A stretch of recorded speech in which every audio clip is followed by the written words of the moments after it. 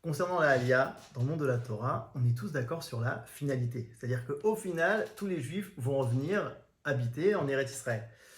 Et sur quoi on n'est pas d'accord? On n'est pas d'accord sur le moment. Plus précisément, en fait, on n'est pas d'accord sur la compréhension de l'histoire moderne d'Israël, sur le sionisme politique, la création de l'État d'Israël, etc. Est-ce que c'est la Géoula et il faut revenir? Est-ce que c'est pas la Géoula? Est-ce que peut-être même c'est une catastrophe?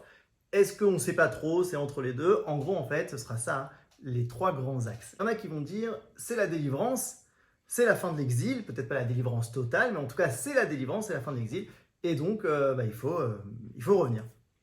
D'autres vont dire c'est une catastrophe, c'est quelque chose de très négatif. On va voir ensuite leurs sources.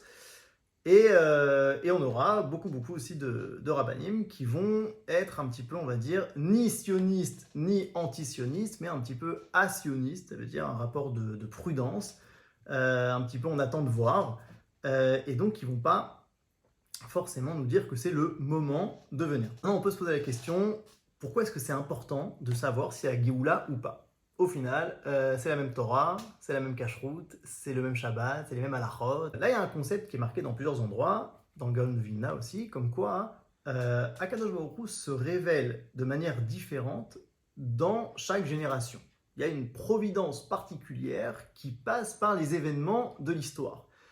Et donc, on ne nous demande pas de faire seulement les mitzvot de manière robotique, mais aussi de participer au projet d'Akadosh Baruch Hu. Et pour ça, c'est important de comprendre en fait dans quel moment de l'histoire on se trouve pour y participer de la bonne manière. Comment est-ce qu'on se fait une opinion lorsqu'on a des Gdolim, des Rabbanim qui ne sont pas d'accord entre eux? Certains disent c'est la Géoula, d'autres non. Est-ce qu'il faut faire le Hallel à Yom Ha'atzmaut ou pas? Donc il y a une marloquette entre les Gdolim. Là, il faut savoir que cette marloquette en fait entre les Rabbanim, c'est ce qu'on appelle une marloquette les Shem Shamaim.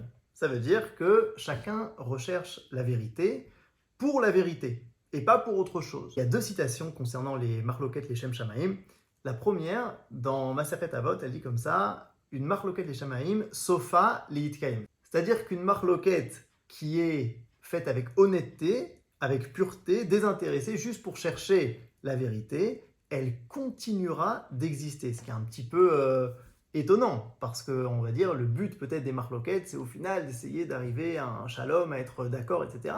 Et là, non, en vérité, une marloquette les Shem Shamaim veut dire que chacun a un point de vérité.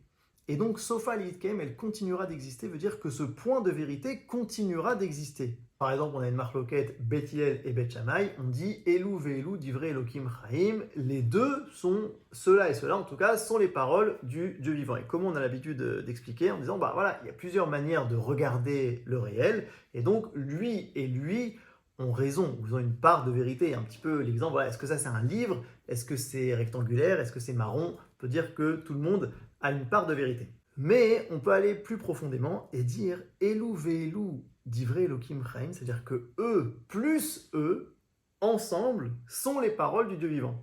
Et qu'est-ce que ça veut dire? Que même si on a deux opinions qui s'opposent, finalement, ensemble, elles vont créer une sorte d'harmonie. À quoi ça ressemble? À une naissance. Lors d'une naissance, il y a des forces qui poussent le bébé à sortir, et il y a des forces qui finalement retiennent le bébé à l'intérieur. Et c'est l'harmonie de ces deux forces qui fait que la naissance se passe comme il faut. Et donc c'est un peu pareil dans le monde des idées, dans le monde des opinions. C'est-à-dire qu'il faut avoir une opinion, mais il faut se rappeler que l'opinion en face, finalement, vient m'équilibrer et que les deux ensemble créent une harmonie, créent une naissance et fait avancer l'histoire dans le bon sens. Et donc quand on veut se faire une opinion dans le monde de la Torah, dans une marloquette, les Shem Shamaim, il faut se rappeler de deux choses. La première, c'est qu'on n'est pas dans un schéma de l'un qui a totalement raison et l'autre qui a totalement tort. Il y a un point de vérité dans toutes les opinions. Et d'ailleurs, ce point de vérité vient m'équilibrer. Okay, il m'empêche de tomber dans des extrêmes qui vont être faux. Et la deuxième chose, c'est que même si on n'est pas d'accord, l'autre reste mon frère. Un petit peu comme Bet Hillel et Bet Shammai, dont les enfants se mariaient entre eux. C'est aussi ce que dit donc le Rav Tzvi Yehuda Kook. Chilouké deot velo chilouké levavot, on peut avoir des divergences d'opinion, mais jamais des divergences de cœur.